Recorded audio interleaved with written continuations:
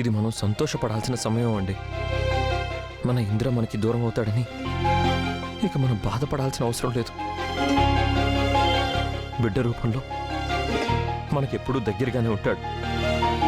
ప్రతి క్షణం మనం ఇంద్రుని గుర్తు చేసుకోవచ్చు. కానీ బామ్మగారు, మీరు మా నాన్నమ్మ గురించి భయపడకండి.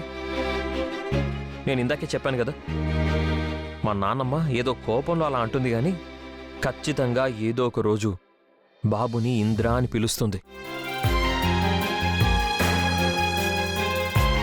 ఆ రోజు త్వరలోనే వస్తుందండి. మీరు కూడా చూస్తారు. ఆ రోజు నాకంటే ఎక్కువగా మీరే ఆనందపడతారు. మనకంటే ఎక్కువగా బాబుని ఇంద్ర ఇంద్ర అని నాన్నమ్మే పిలుస్తుంది. ఆ రోజు త్వరగా రావాలని కోరుకుంటున్నానండి. ఆ రోజు నేను ఉన్నా లేకపోయినా బాబుని బామ్మగారు ఇంద్ర అని పిలవాలి.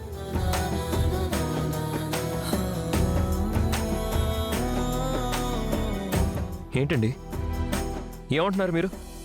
ఉన్నా లేకపోయినా అంటున్నారేంటి? అది ఊరికే అన్నానండి. ఇందిరాగారిని దృష్టిలో పెట్టుకుని బామ్మగారు బాబు విషయంలో ద్వేషం పెంచుకోకుండా ఉంటే చాలు. ఇప్పటి వరకు నా ముని మనవడు అని మురిసిపోతున్నారు కదా, ఇక మీదట కూడా అలాగే ఉండాలి. మీరేం బాధపడకండి, ఖచ్చితంగా అలాగే ఉంటుంది. ఇంట్లో నాన్నమ్మకి తప్ప అందరికీ ఇంద్ర పేరంటే ఇష్టమే. త్వరలో ఆవిడ కూడా మారుతుందని చెప్పాను కదా, మారుతుంది. మీరేం బాధపడకండి. సరే, అందరూ ఎదురు చూస్తుంటారు.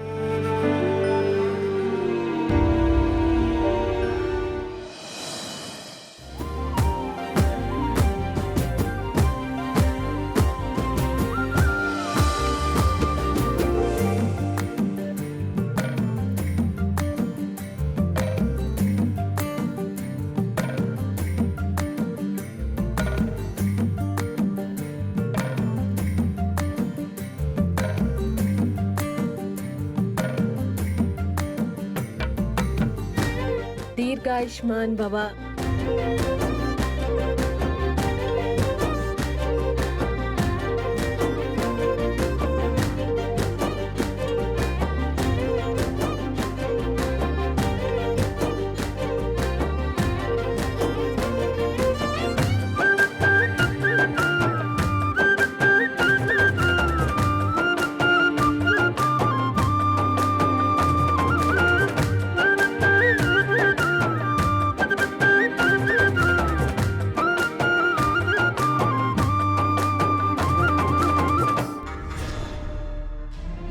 దీర్ఘాయుష్మాన్ భవ ఇంద్ర.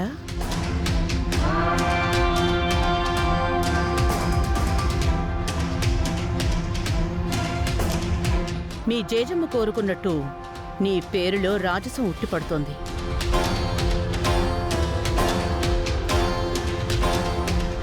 ఆ దేవతలకు రారాజైన ఇంద్రుడి పేరు పెట్టారు నీకు.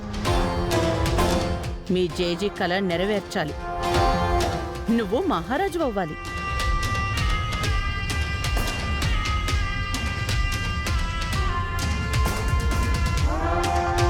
Long live Indra. మీ జయజమ్మ పేరు నిలబెట్టు.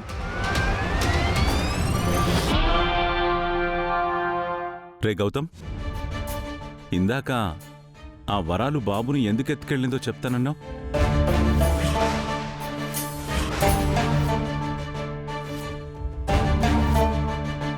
ఎందుకురా ఎత్తుకెళ్ళింది?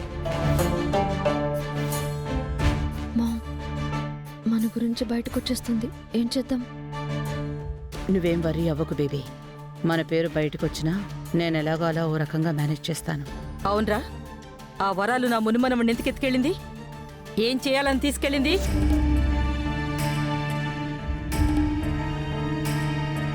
చెప్పరా. మేము ఆవిడని పట్టుకొని ఇదంతా ఎవరు చేయించారు, ఎందుకు చేయించారు అని అడిగాం. కానీ తనేం చెప్పలేదు.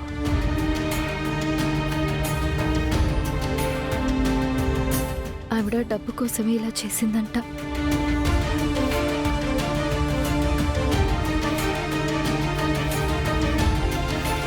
పిల్లల్ని ఎత్తుకెళ్ళి అమ్ముకోవడం ఆవిడకి అలవాటంట.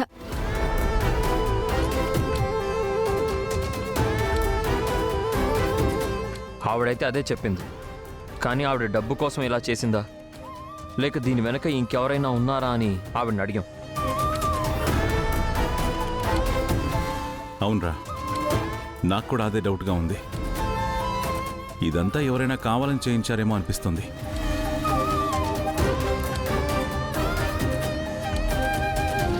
ఆ డౌట్తోనే మేము గట్టిగానే అడిగాం నాన్న.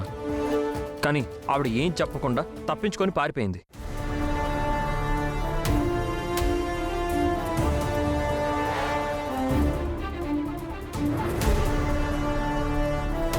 తప్పించుకొని పారిపోయిందా?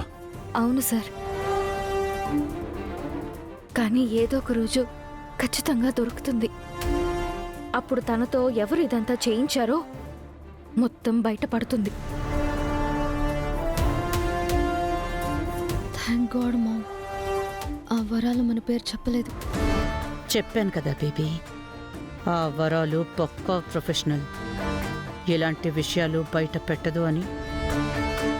మొత్తానికి వీళ్ళిద్దరూ తప్పించుకున్నారు.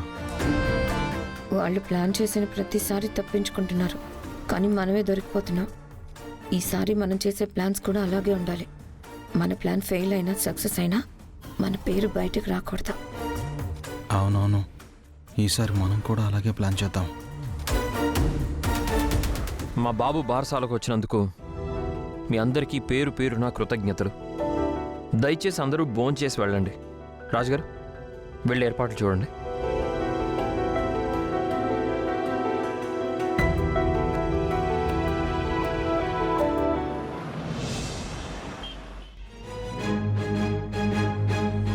ఆగండి.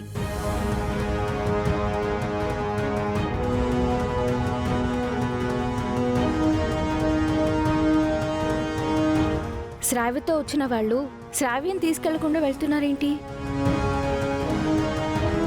శ్రావ్య భోంచేస్తుంది.